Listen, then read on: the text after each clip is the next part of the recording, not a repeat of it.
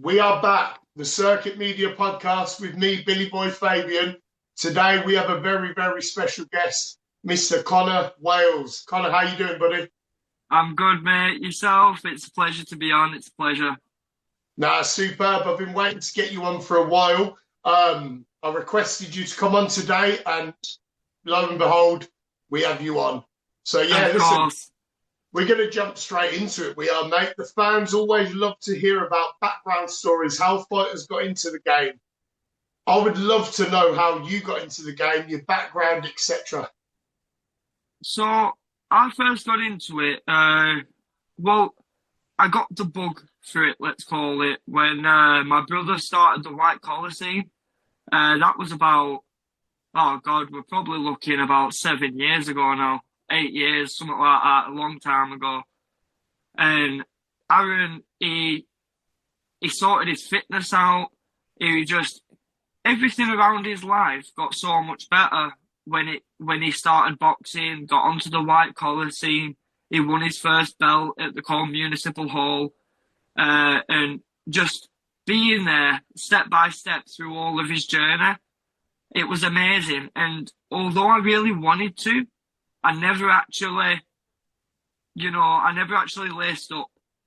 But then a couple of years after, Seamus Devlin was having a bare knuckle show at Colne Municipal Hall again.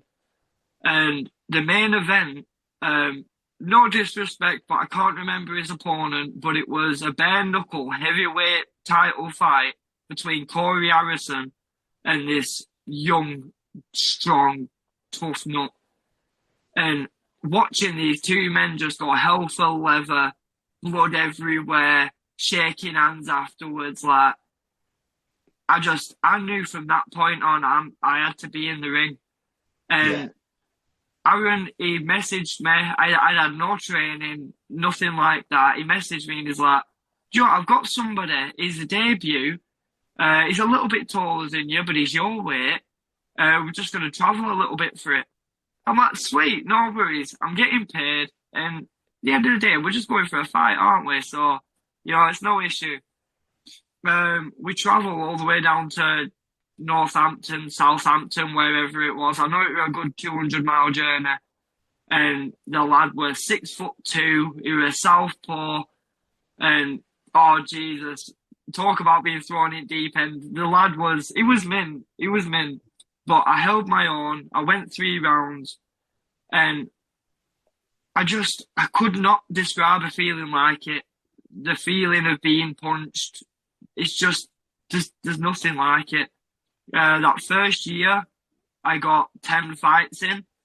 The second year, I think I got 12. This is my third year, and I'm now on fight 97. So this past year has been a very active one, So what I find really, really fascinating about that is just from that one phone call from your brother who you had supported yourself, watching that bare knuckle fight at Seamus Devlin's show, it gave you that bug. But what gave you the motivation to really commit to be on 97 fights at your age? How old are you, by the way? I'm only 25. I'm still a baby in the sport yet. You're only 25 years old. What gave you that real motivation push? Was it supporting Aaron and experiencing the same highs and lows as Aaron had experienced? Do you feel like you wanted a bit of that yourself? See, I think what it was is me and my brother, we was always attached at the hip growing up, always. And this was just an extension of that. Like, Yeah. when I'm in Aaron's corner in between them rounds, or when he's in mine in between them rounds, I know that there's not a man born from his mother out there that's got a corner like mine, because there's love and there's respect and there's care there. And the journey that we've been on together is absolutely crazy. I mean, before boxing, I was full of attitude. I had no go about me whatsoever, but it pushed me to not only do better health wise, but to just do better in all aspects of life, maintaining jobs, uh, repairing relationships that was once broken. You know, boxing in total is just, it really has improved every aspect of my life. And the fact that I get to do all this with my older brother side by side, I can't explain the feeling.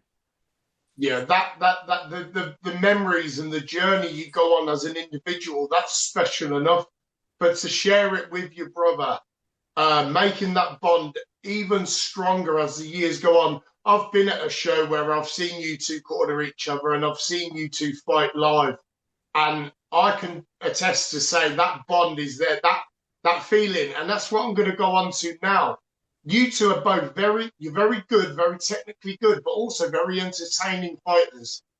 With what I noticed about yourself, and I also noticed about Aaron later watching him at a show, is the energy you have. You don't walk out, you run out. Oh What, yeah, where does that come from? because do you know what? It's one of them. I've always been quite, mystified by, them sort of walkouts like my brother, where he'll sit and stir in it, and he'll wait and he'll build up momentum and he'll have this big ring walk. I don't personally understand that, me. I mean, I put on a song that I rate like, most likely probably from the 50s or 60s, and I just smile on my face. I'm Yeah, happy that I'm there, and I just take in the crowd. Like, yeah. it's just, I don't understand these people that come out right serious and that, and the proper staring down their opponent. I'm like, mate, I'll come to your house for a brew afterwards if you want. Calm down, lad. You can. The reason I ask that is because you can see it in your. I was going to say walkout. You can see it in your entrance, and you can Yeah, see it in your fighting style. You really, really enjoyed this sport, don't you, Connor? oh, I do, I do. It's one of them. I've tried everything as it going through, and it's just nothing's caught me like boxing has. Like the people that you meet, the just everything. I mean, I've travelled up and down the country. I've been everywhere. I've seen so many people and seen so many events, and just I've done things in 3 years that could sum up a lifetime. Like it's amazing, and to think that you know I am actually half decent now. Like, I mean, look, 3 years ago I was terrible, hands down here and like this whenever I got a shot. And some people would look at me now and go, well, you know what? He's half decent. Yeah. And to come from where we've come from to now, it's leagues and bounds. And, I don't have a gym to, give that credit to. I don't have any sort of sponsorship or backing. The only backing that I've ever had is the backing from my brother, and it's all I've ever needed. And over time, I've sort of picked up a fan base as being that the entertaining guy that's always there for a fight. And I'd say in this past year, I've definitely, I do try my best to still be entertaining, but this past year, I've actually tried to show ability, show that I'm not just there to be, an entertaining guy that loses the fight. I'm there to show I'm the entertaining guy that can beat your top boy on my good day. 100%. 100%. Two things on that. The first thing is, I think what you've just said there is 100% true. I think your brother Aaron went through that last year where he was the reliable, entertaining, high quality fighter who would always entertain the crowd, make sure his opponent had that tough night he needed. But I think Aaron went through a stage where he knew now he was at a level where he could start progressing and going up and up and up. And I think now Aaron's at a point now where there is no ceiling. For me, he rightly, through the public vote, won the Circuit Media Fighter of the Year for last year. I Yeah, believe that was very well earned. I believe that was rightly earned through it's the transgression from being that entertaining, reliable fighter to being like, you know what, I am the best in my division, and I'm going to prove it. I feel like you're there now. Oh, definitely, definitely. And this year's going to show it. I've we're early in the year, but I've already got some really big fights lined up. The 27th and 28th this month. On the 27th, those around the circuit that know a bit of boxing will know him. But, you know, it's one of them. If you're more looking at the people with the views and the followers, you might not. But Josh Tidman, Oh, really, really big name. he's a Um, Fight Club Promotions champion. oh, is there? He is. Beautiful. Well, so I'm fighting him at the end of this month. Wow.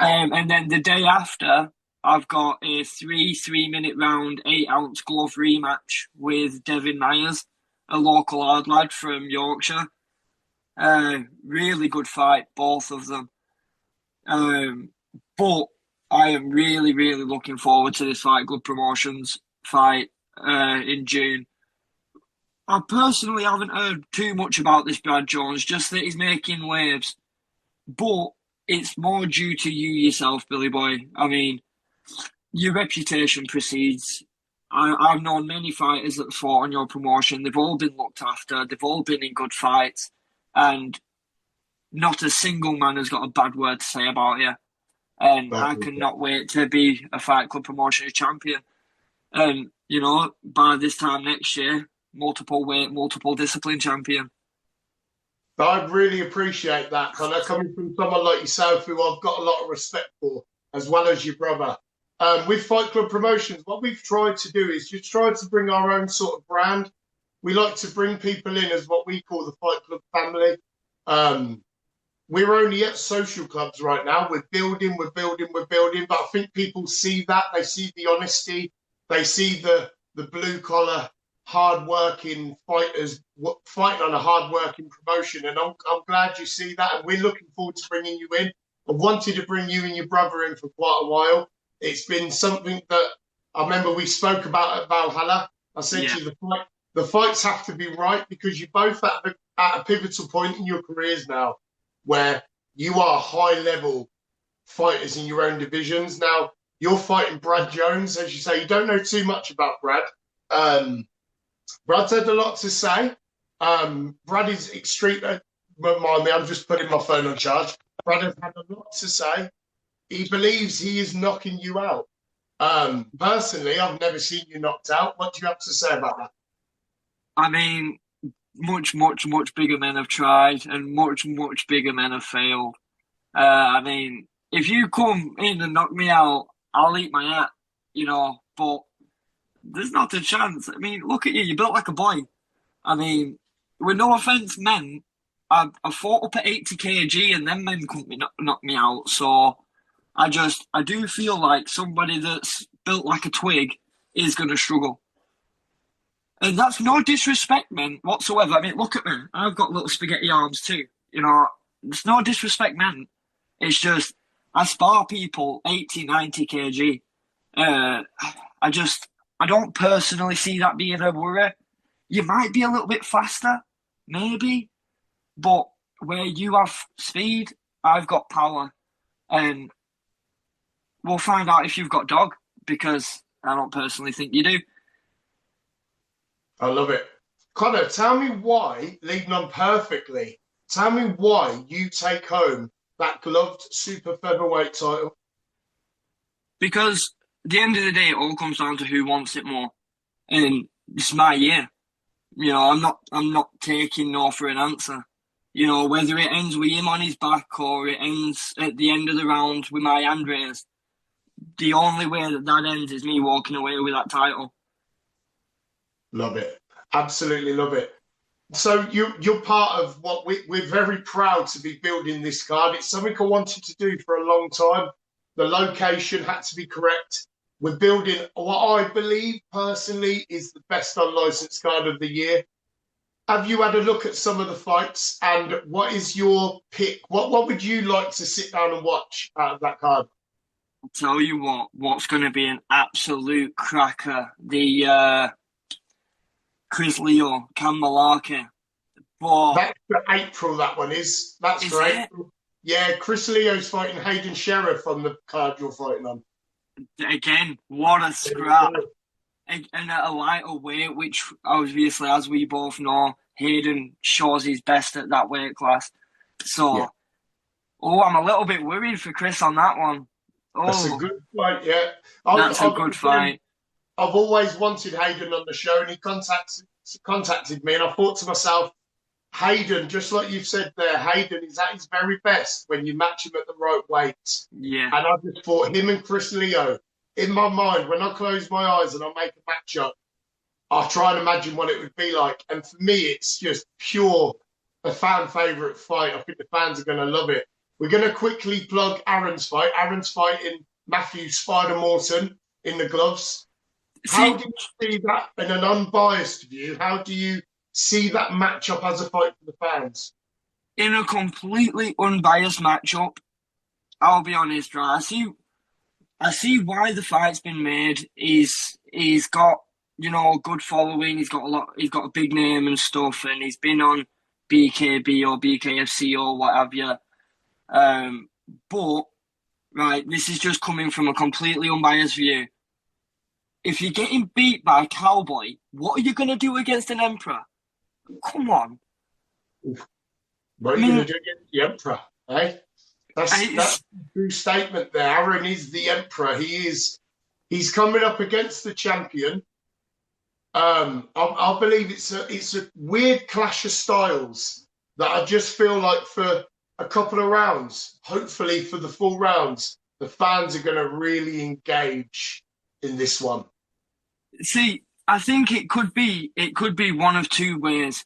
It could be that, you know, Matty surprises, he keeps it nice and range, he picks his shots right nice, keeps to the outer side of the ring. But it could also go the other way where Aaron gets that front foot pressure on a bit too fast and he gets caught with that right hand that we've seen fold Morton a few times now. Um, and it's no disrespect to him, like he's done a bit, like you know he's been about the game, but he's shown that his resistance is starting to fade, and if your resistance is starting to dwindle, maybe don't fight somebody that's 28 and hungry. I mean, I think that's a really bad matchup personally because it's youth and hunger against experience. But I mean, even then on experience, Matty's not going to have had 114 fights like Aaron. You know, it's. I personally think that only ends one way, but it depends how entertaining Matty makes it. But Yeah. Aaron's walking away the winner, hands down, 100%, not a speck of doubt. So we're saying today that both Wales brothers walk home as Fight Club Promotions champion on June. 100%. So guys, listen, buy your tickets now. We are guaranteed to sell out very early before the show. The tickets have only been available for a week, and I've already cleared 200 tickets easily. Contact Connor for tickets to come and watch him fight. Like I always say, guys, I always say this. I'll say tickets all day long, but I'd prefer you to go to the fighters because they get paid more. When you buy tickets off the fighters, they get paid more in commission on top of their purses, and it's just better for them. So if you're watching this and you would like to see Connor versus Brad Jones or Aaron versus Matthew Morton, contact the boys first and get tickets off of them rather than myself. We are really looking forward to this fight with you and Brad Jones. One thing I do want to end with is if you had a message to any young man or woman around the same sort of mentality as when you first started boxing, what very short message would you give them if they were thinking about it, they weren't sure about getting into the sport or not? Last full of regrets, don't make this one of them. Glove up, you'll never regret it. It's one of Perfect. them. whether you're fighting or whether you're training, boxing will never be a disservice to you. It will always do good for your head, always do good for your heart, and always do good for the people around you. Boxing is the one true fix all. Brilliant. I couldn't disagree even if I tried. We always leave this part till the end. I want you to just give your thanks to whoever you feel has supported you and you feel like you just want to give that moment to in your career. Massive respect to obviously my brother, Aaron Wales, took me through everything, got me to where I am today. Team EVM, Bean, TJ, Aaron, Kiefer, all of you, you all make this possible. You all push me to fight hard, bite down, and get through every fight. Massive respect to you and Fight Club Promotions for having me on the podcast and having me on the show. I can't wait to entertain for you. I can't wait to entertain and be back and get more belts under me. Superb. I've got absolutely no doubt in my mind that you are going to reach the pinnacle of what you have in your own mindset. There's something about you two Wales boys that does separate you from a lot of people. It's the mindset. The more I've got to know you both, the more I've become to respect you even more. So listen, well played to you so far. I tell you what, it can be summed up by one little saying, that if we're ever in a hard fight that we've got to bite down, we say to each other, you bite down and you get through no matter what it is. And it doesn't matter the size of the dog in the fight. It's the size of the fight in the dog. Exactly. 100% agree. It's a perfect time to end this podcast.